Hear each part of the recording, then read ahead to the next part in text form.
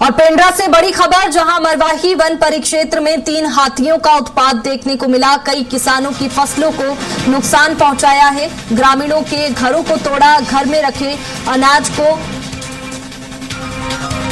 चट कर लिया। बता दें कि छत्तीसगढ़ की सीमा में 3 दिन पहले प्रवेश किया है। 3 हाथियों ने उत्पात मचाया। वन विभाग की टीम हाथियों की निगरानी में जुटी है और मरवाही वन परिक्षेत्र के घोसरिया गांव में हाथियों का डेरा बना हुआ है। ग्रामीणों में दहशत का माहौल है। सतर्क रहने की अपील लगातार वन विभाग कर रहा है। वन विभाग भी अलर्ट मोड पर है। मरवाही वन परिक्षेत्र, जहां कई किसानों की फसलों को नुकसान पहुंचाया गया, हाथियों का उत्पात देखने को मिल रहा है।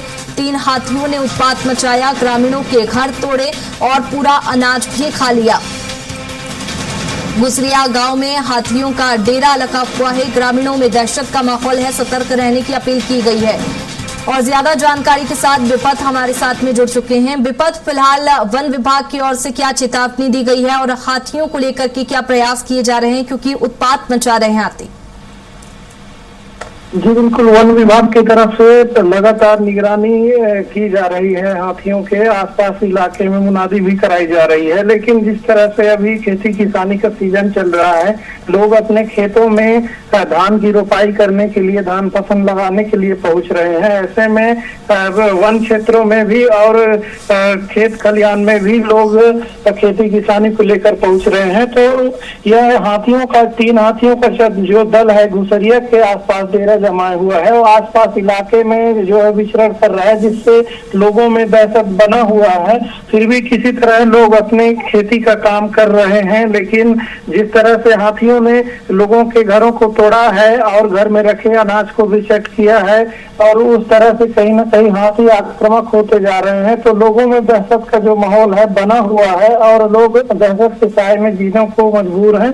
खेती किसानी का जो काम है वह भी प्रभावित हो रहा है। जी बिल्कुल, देखिए जो काम है वो पूरी तरह से प्रभावित हो रहा है। लोगों के घरों को हाथी तोड़ रखे हैं, फसलों को नुकसान पहुंचा रहे हैं। ऐसे में लोगों का क्या कहना है, ग्रामीण क्या कह रहे हैं, कोई शिकायत यहाँ पर की गई है? द्वारा लगातार वन विभाग को और प्रशासनिक अधिकारियों से शिकायत की जा रही है, जिसमें उनके द्वारा अधिकारियों के द्वारा कहा जा रहा है कि फसलों का जो आकलन करके उनका मुआवजा राशि प्रदान किया जाएगा।